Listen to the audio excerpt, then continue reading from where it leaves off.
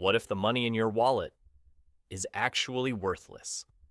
Not metaphorically, literally, just paper.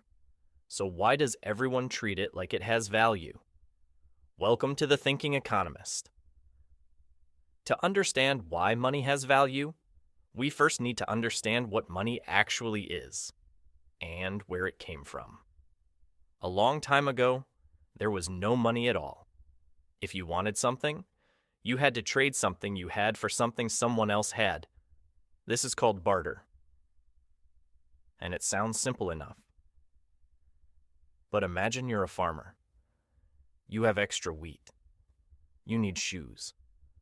Now you have to find a shoemaker who happens to need wheat.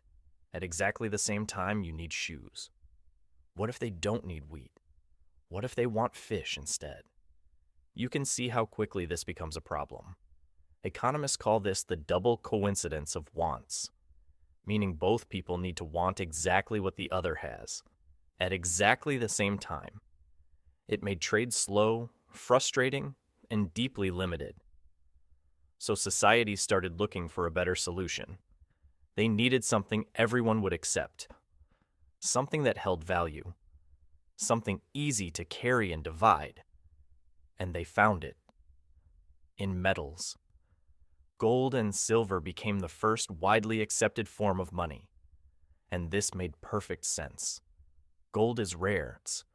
You can't just make more of it. It doesn't rust or decay. It's easy to divide into smaller pieces, and almost everyone, everywhere, found it desirable. This is what economists call commodity money. Money that has real physical value in itself. The coin in your hand was worth something, even if no government existed, because the metal itself had value. For centuries, this system worked well, but it had limits. Gold is heavy, hard to transport in large amounts, and there's only so much of it in the world, which made it difficult for growing economies to have enough money in circulation. So over time, governments introduced paper money, originally as receipts. You'd deposit your gold with a bank, and they'd give you a piece of paper saying you owned that gold. People started trading the paper instead of carrying the gold. And eventually, governments stopped backing the paper with gold altogether. That's the system most of the world uses today. It's called fiat money. Fiat, from the Latin word meaning "let it be done," essentially means the government has declared this paper to be money. There's no gold sitting in a vault somewhere backing your banknote. There's no physical commodity giving it value. So what gives it value? Two things. First, government authority. Your government says this is the official currency. You pay taxes in it. Businesses must accept it. But here's the crucial part. Government authority alone is not enough. The second, and more powerful, source of money's value is trust. You accept a banknote because you believe that tomorrow, someone else will also accept it. That shopkeeper accepts it because they believe their supplier will accept it. The supplier accepts it because they believe they can pay their workers with it. It's a chain of belief, a shared agreement between millions of people who have never met each other. Money, at its core, is a social contract. We all agree, consciously or not, that this piece of paper represents value. And as long as that agreement holds, it does. But what happens when that trust breaks down? History has shown us, very clearly, that it can be catastrophic. Let's look at one of the most dramatic examples ever recorded. In Germany, in the years following the First World War, the government faced enormous debts and obligations. To cover its expenses, it began printing more and more money. At first, prices rose slowly, then faster, then at a pace that was almost impossible to believe.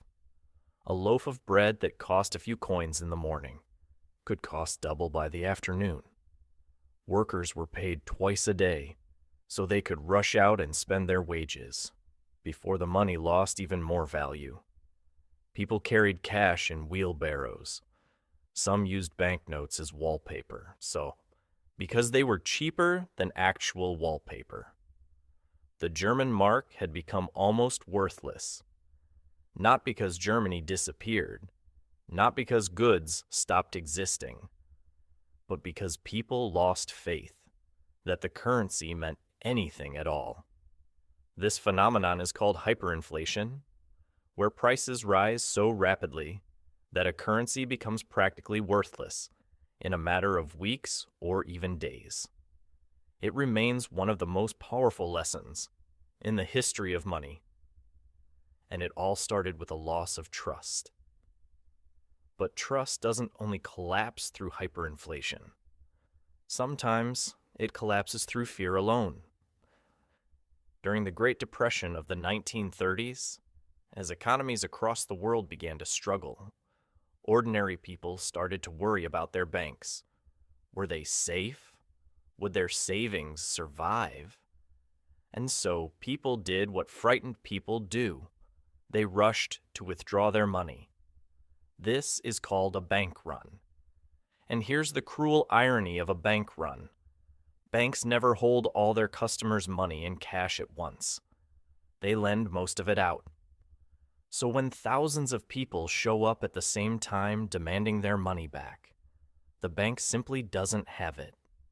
Perfectly healthy banks collapsed, not because they did anything wrong, not because the money was gone, but because enough people stopped trusting them. At the same time, the fear itself became the cause of the very collapse people feared. That is how powerful trust, and the lack of it, really is. So let's bring this all together. Money started as a practical solution to the frustrations of barter. It evolved from physical commodities with real value, like gold and silver, to paper and digital numbers that have no physical value whatsoever.